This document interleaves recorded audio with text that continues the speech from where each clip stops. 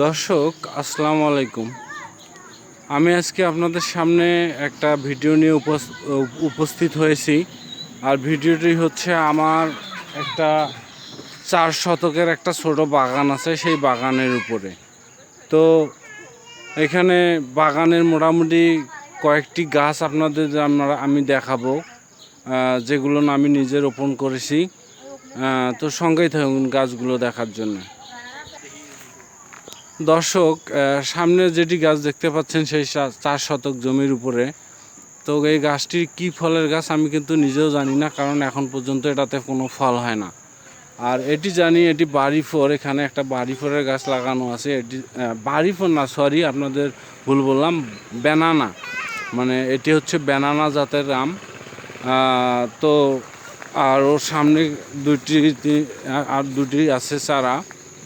এটি কী আমের চারা এটা আমি জানি না, কারণ এখন পর্যন্ত আমি এটার কোনো ফল দেখি নেই। দোয়া করবেন যেন সামনে এই গাছগুলোতে অনেক ফল ফুলে যেন মুকুলে ভরে আসে। আবার এদিকেও একটা গাছ আছে, এটা যে কিসের গাছ এটাও কিন্তু আমি সঠিক জানি না। আর সামনে তো দেখতে পাচ্ছেন কাঁঠাল একটা লাগাইছি, এটা আমি আমার নিজ হাতে লাগানো কাঁঠাল গাছ। এই পাশে একটা কাঁঠাল গাছ। এগুলো যে গাছগুলো দেখাচ্ছি আমি আপনাদের, এগুলো সব কিন্তু আমার নিজ হাতে লাগানো।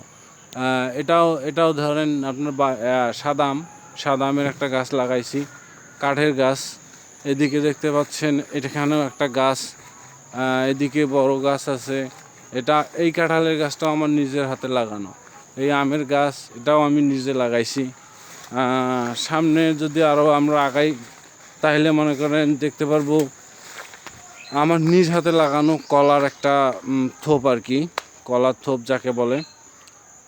তো আর সামনে বেশি দূর না যাই, গেলেই আমার 4 শতক অংশ শেষ হয়ে যাবে। তারপরেও শেষ সীমানাটা আমি আপনাদের দেখানোর জন্য আমি শেষ সীমানায় চলে আসলাম। আসলে এই শেষ সীমানা হচ্ছে এই যে এখানে একটা পাগার আছে, গর্ত। এই গর্ত থেকে এই সামন পর্যন্ত আমাদের 4 শতক জমির উপরে আমার নিজ হাতে লাগানো কিছু গাছের চারা আপনাদের গাছ দেখাইলাম। তো দেখা হবে অন্য আরেকটা কোনো ভিডিওতে।